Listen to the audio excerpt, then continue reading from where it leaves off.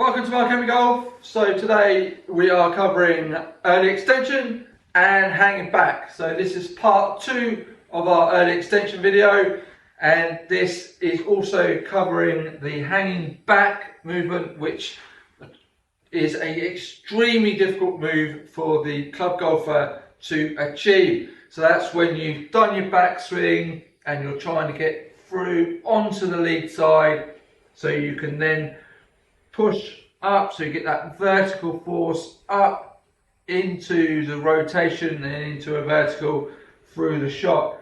At the same time, you're trying not to go forward into early extension towards the ball.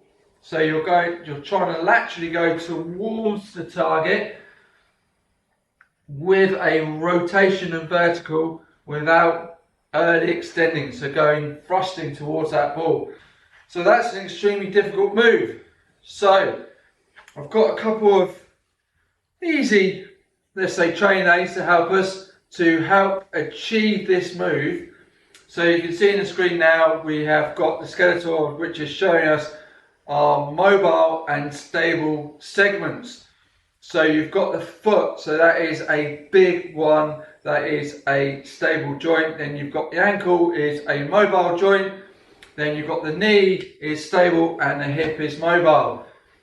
So the bit that can kill the shot, if your foot, which is the stable joint, comes up off the floor, so you've done your backswing and it comes, as you're going back through the shot, that right foot comes up, that goes forward, pelvis tucks under, and there's your early extension. So that is very easily done. So on the first video I've done a drill where we're swinging it from waist height to waist height and trying to fill that diagonal with the trail leg and the vertical with the lead leg, keeping that foot on the floor. So this time we're trying to feel a bit of force in the ground. So, ideally we'd have a force plate, pressure plate, but, that's an expensive bit of kit. So we've got the tour stick, and I've got like a sponge ball, and I've got a force pedal. So a couple of different options there, as you can see in the screen now. So first of all, the tour stick goes through your belt loops. So that's keeping an eye on the side bend of your pelvis. So when you're trying to do this move, ideally there's some side bend, so you're looking at impact around 10 degrees. So as long as it's not coming through in where the trail side of the tour stick is pointing is higher than the lead side, so it's angled through like that, that means you've definitely early extended. If you can get some kind of diagonal down, which, like I said, around 10 degrees, so it's quite subtle, then you potentially will feel it on the inside of your right hip if you're a right-handed golfer. So your trail hip, you're internally rotating into that hip, so there will be a slight diagonal with the tour stick.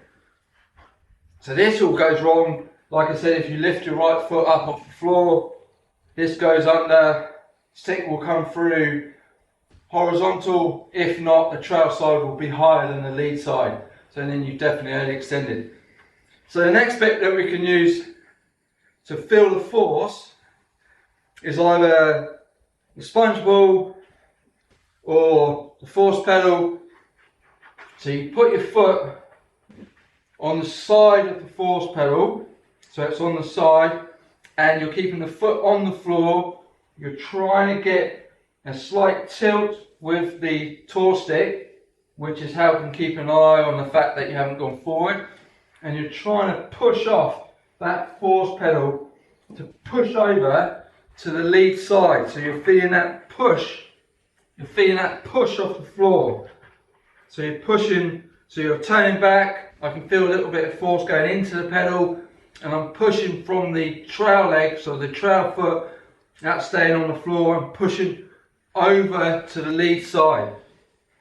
So it's something that you can do at the range, it's something that you can do at home, but it will just give you that sensation where if you just lift the foot up, there's no force and you won't be doing a lateral move towards the target. to try and get the pressure over to that lead side.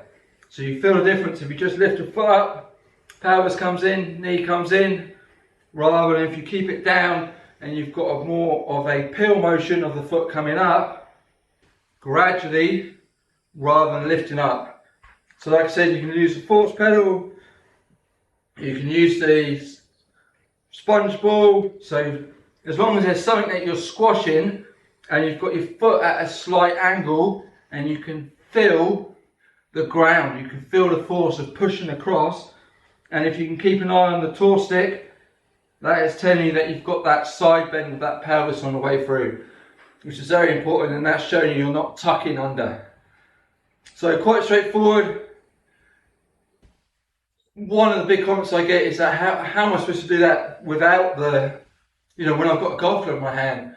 But you've got to try and develop a feel for something, so then you can get that visualization of what you're trying to do, and you're picking up various different points. You'll pick up if your pelvis is tucked under. You'll pick up if you haven't put any force into the foot, or the pressure's gone all into the toes. So then you've got something to relate to.